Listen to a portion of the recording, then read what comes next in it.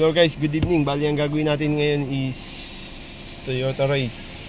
Bali ang problema niya is sa susian. Yung sa susi niya is walang signal kapag yung door lock. Dito sa may door lock niya, wala siyang signal. Ngayon, titingnan natin siya dito sa may text string. Using text string, ayan. Titingnan natin kung naka-off. I-on natin ngayon. Guys, naka-off yung kanyang ano. Dapat kasi may signal yung kanyang ilaw doon sa labas, yung pagka-pindot yung susi. I-update ko kayo guys ha. Toyota Race mga kaibigan, bali ito yung ano niya. Yun, A250LA yung type niya. Wala din sa may ano ng pintuan, nandito sa ilang ano siya ng hood. Palagay yun. Type niya, ang model code niya is A250LA ha. 2023 model to. Bali ang problema na to ay sa may door lock, sa may susi, yung wireless door lock. Walang signal. Dapat kasi ilaw dito pag pinindot mo yung door lock. Walang ilaw dun oh.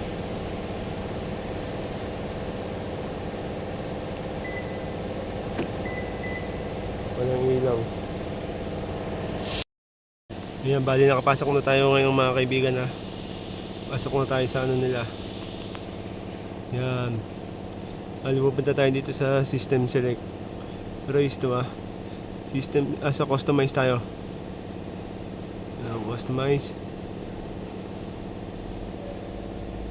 Race A250 yan ah. Punta tayo sa customize ngayon.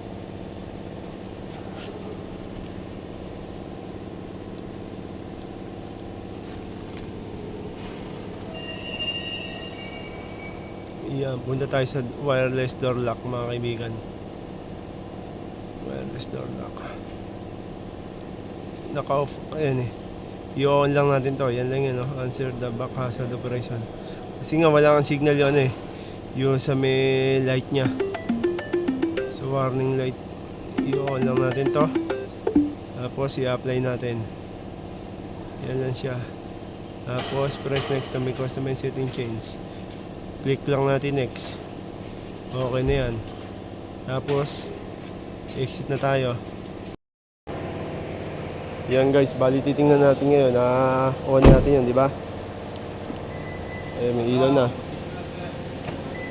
Kita nyo? May ilaw na. Okay na siya guys ngayon ha. Ayan. Okay na siya guys ngayon. Now is okay ha.